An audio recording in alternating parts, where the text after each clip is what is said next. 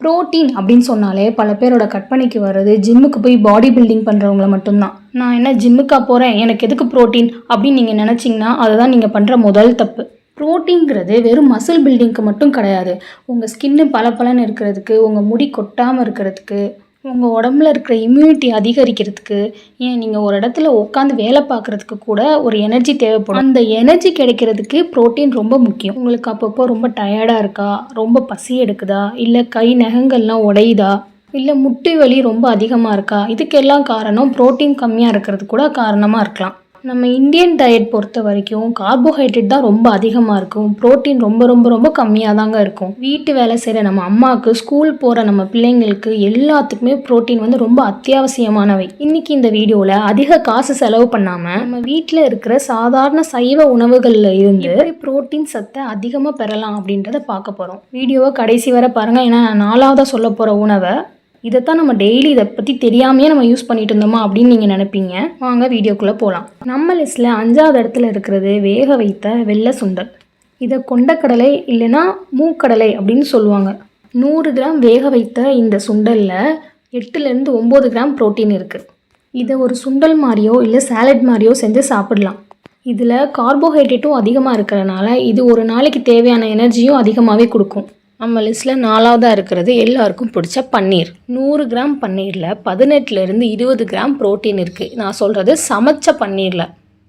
இதில் கேசின் என்ற புரோட்டீன் இருக்கிறதுனால ஜீரணம் ஆகிறதுக்கு ரொம்பவே லேட் ஆகும். அதனால உங்கள் உடம்புல இருக்க தசைகளுக்கு நீண்ட நேரம் ஊட்டச்சத்து கிடைக்கும். முடிஞ்ச வரை வீட்டில் செஞ்ச ஃப்ரெஷ் பன்னீரை யூஸ் பண்ணுங்கள். 3ஆவது இடத்துல இருக்கிறது வேக வைத்த சோயா சங்க்ஸ்.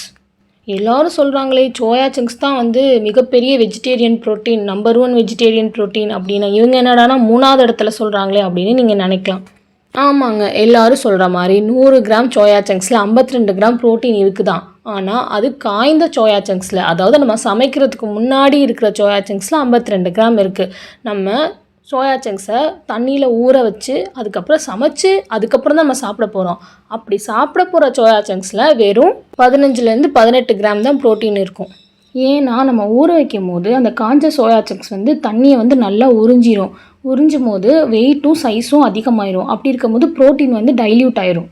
உங்களுக்கு புரிகிற மாதிரி சொல்லணும்னா, இப்போ நீங்கள் ஒரு 30 கிராம் சோயா சங்க்ஸ், காய்ஞ்ச சோயா சங்க்ஸ் ஊற வைக்கிறதுக்கு நீங்கள் எடுத்திருக்கீங்க. அதில் 15 கிராம் ப்ரோட்டீன் இருக்குதுன்னு வச்சுக்கலாம். நீங்கள் ஒன்ஸ் தண்ணியில் ஊற வச்சதுக்கப்புறம் 30 கிராம் சோயா சங்க்ஸ் 100 கிராமாக மாறிடும். ஊற வச்சதுக்கப்புறம் மாறின 100 கிராம் சோயா சங்க்ஸை ஃபுல்லாக சாப்பிட்டா தான் உங்களுக்கு 15 கிராம் ப்ரோட்டீன் கிடைக்கும். நீங்கள் ஊற வச்சதுக்கப்புறம் சமைச்ச சோயா சங்க்ஸில் நீங்கள் ஆரம்பத்தில் நீங்கள் அளவு எடுத்த 30 கிராமை நீங்கள் சாப்பிட்டீங்கன்னா அந்த 15 கிராம் ப்ரோட்டீன் கிடைக்காது. இதே ஃபார்முலா தான் உளுந்தம்பருப்பு, பச்சைப்பயிருக்கும். அதில் ப்ரோட்டீன் ரொம்பவே அதிகமாக இருந்தாலும் ஊற வச்சு நம்ம சாப்பிடும்போது அது ரொம்பவே கம்மியாயிடும். நம்ம லிஸ்ட்ல 2ஆவது இடத்துல இருக்கிறது பொட்டுக்கடலை, அதாவது ரோஸ்டட் சன்னா. இதை நம்ம சாதாரண சட்னிக்கு தான் பயன்படுத்துகிறோம். ஆனால் இது அதிக புரதச்சத்து கொண்ட ஒரு உணவுன்றது யாருக்குமே தெரியாது. 100 கிராம் பொட்டுக்கடலையில் சுமார் 20லேருந்து 22 கிராம் புரோட்டீன் இருக்குது. இதில் நார்ச்சத்தும் ரொம்பவே அதிகமாக இருக்கிறதுனால பசியை நல்லாவே கட்டுப்படுத்தும். வெயிட் லாஸ் பண்ணணும்னு நினைக்கிறவங்களுக்கு இது ரொம்ப பெரிய வரப்பிரசாதமாக இருக்கும். நம்ம லிஸ்ட்டில் ஃபஸ்ட் பிளேஸில் இருக்கிறது ரோஸ்டட் பீனட்ஸ், அதாவது வறுத்த கடலை.